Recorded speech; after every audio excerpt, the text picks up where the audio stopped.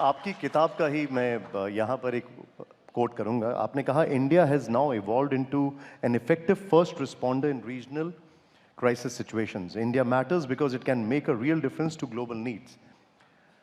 हम तो first responder हैं और ये हम अपनी जिम्मेदारी बखूबी निभा रहे हैं, जो कि आप लोगों का जो कर्तव्य है वो दिख रहा है सब। लेकिन ऐसे में मालदीव जैसे मुल्क भी आते हैं जहां पर हम हमेशा उनकी फर्स्ट चॉइस ऑफ हेल्प रहे हैं, और वो बाद में अंदर ही अंदर वहां पर देखते हैं कि सत्ता में भारत के खिलाफ आवाजें बुलंद करना शुरू कर देते हैं। इसको लेकर भारत की नीति और सोच क्या है? देखिए, मानवता भी मानवता होती है, कूटनीति भी कूटनीति होती है और राजनीति भी राजनीति होती है। तो क्या होता है कि पूरी दुनिया जो है हर समय कृतज्ञता और एहसान पे नहीं चलती। ये है, अब क्या करें, सच है। तो मैं कहूँगा इस समय जब आपको लगता है कि कहीं हम ऐसी नौबत पे आ गए हैं, अब ये इसका रास्ता जो है कूटनीति ही निकालेगा।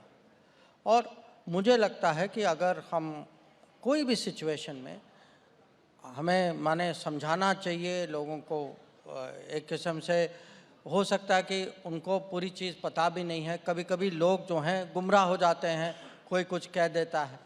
अब आपने मालदीव्स की बात की।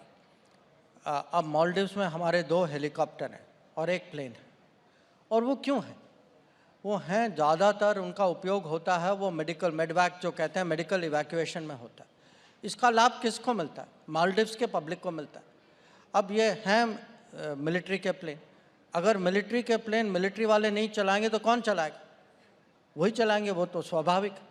अब अगर उनको इस पर कोई एतराज़ है तो हमने कहा ठीक है, बैठ जाइए, हम इसका सुझाव निकालते हैं और हम निकालेंगे ज़रूर।